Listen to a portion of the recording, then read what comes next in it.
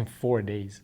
So I thought I'm gonna be putting the paint directly in the pump and spray through the Chefla. But I was like, you know what? I tried the gun, the Graco gun with the water. I'm gonna try the Chefla with the water at first. Because if there's water that I can just wipe it off and that's it.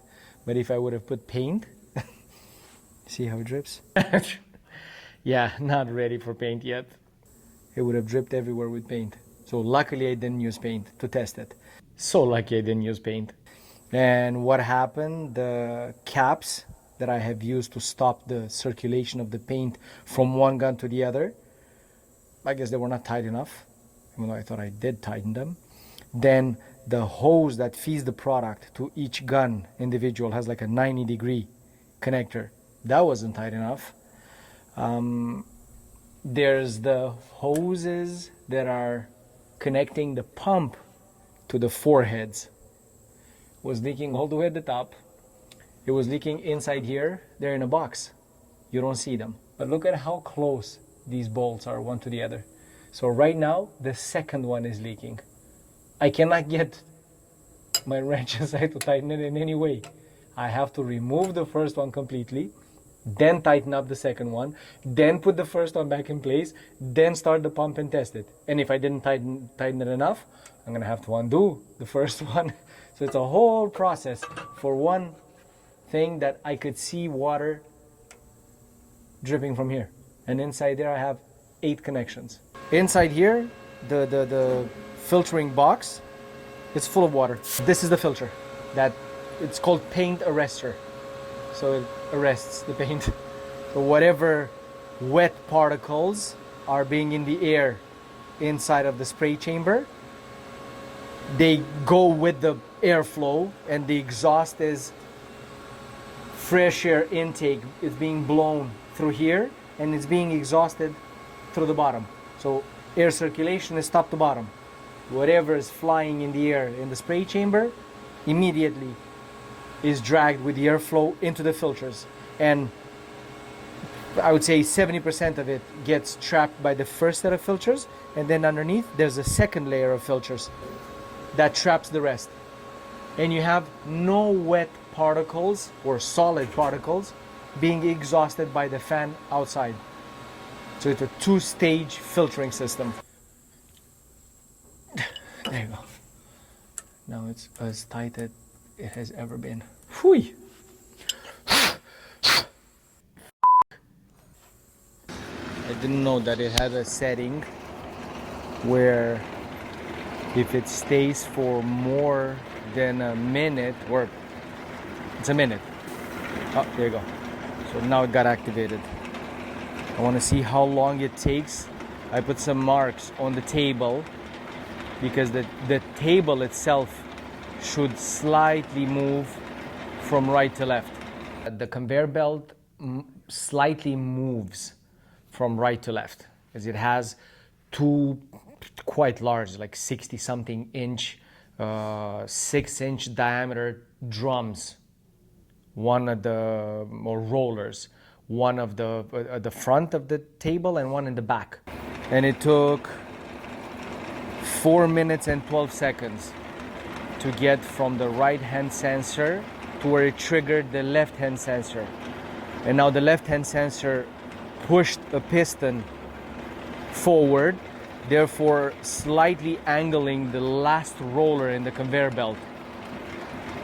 So angling towards the right, it's gonna make the whole conveyor belt by rotating slowly move towards the right until it's gonna hit the right sensor. And then the right sensor shouldn't be on for more than a minute, because if it is, it triggers an alarm. Let's say the 2 rollers are not perfectly parallel. There's a quarter of a degree off. They will go towards the side where they're off, where the table has less tension. And if you wouldn't have a piston trying to correct that lack of tension or excess of tension, depending what it is, the table is going to slide to one side until it's going to want to roll off the rollers, right? So it goes to one end, As soon as it reaches the end of the roller, there's a sensor there that gets triggered, and there's a piston that pushes that end and creates a little bit more tension on that side, spreading basically the distance in between the two rollers. The table is going to want to slide towards the side that has less distance, therefore less tension in the linoleum. It gets all the way to the end, and right before it jumps off the roller, sensor is triggered, it pushes a piston, and it increases the tension on that side. And then the table is going to slightly start going towards the other side. And there's like adjustment rods on both ends, and I have to fine-tune them exactly to where it shifts off the right side in less than a minute. So it's a massive, massive table. And that could happen while you spray. But when you spray, the conveyor belt goes really slow. So it might take half a day until it stops. But if the piston is not properly adjusted so that it can rectify the movement of the table and bring it back into the other direction, and it keeps on pushing too much to one side, the machine stops. And all of this happened because it has been moved. And I leveled it because you have adjustable feet under the table, but most likely it's slightly different, the level, compared to what it used to be in Montreal.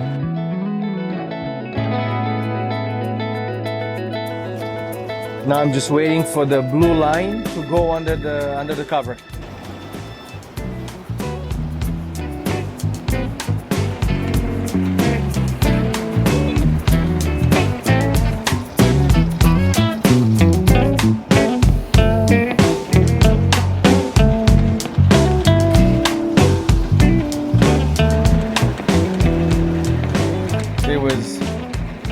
Stopping every minute, and now it's 11 minutes and 30 seconds at maximum speed, and it did not stop anymore.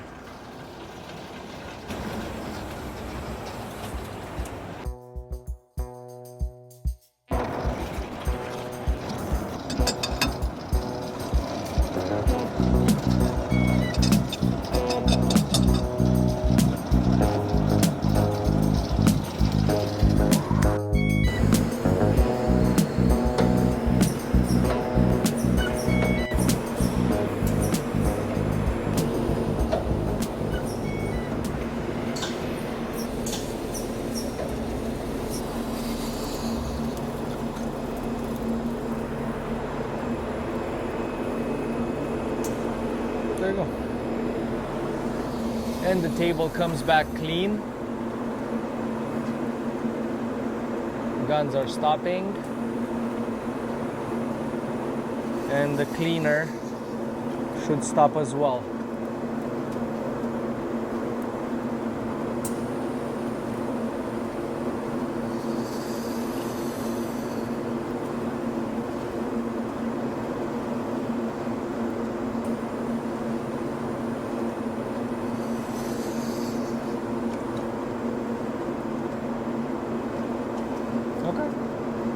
Works. I think now we can put paint in it. I'm not that worried anymore. I'm just gonna, there's one little drip in the location of the guns that I'm gonna have to address, but yeah, everything works. I'm just gonna have to put all the cleaning trays inside, because right now I'm using only water. I don't need the trays, but I wouldn't want paint to drip on the floor. But hey, looks like we have a functional chef again.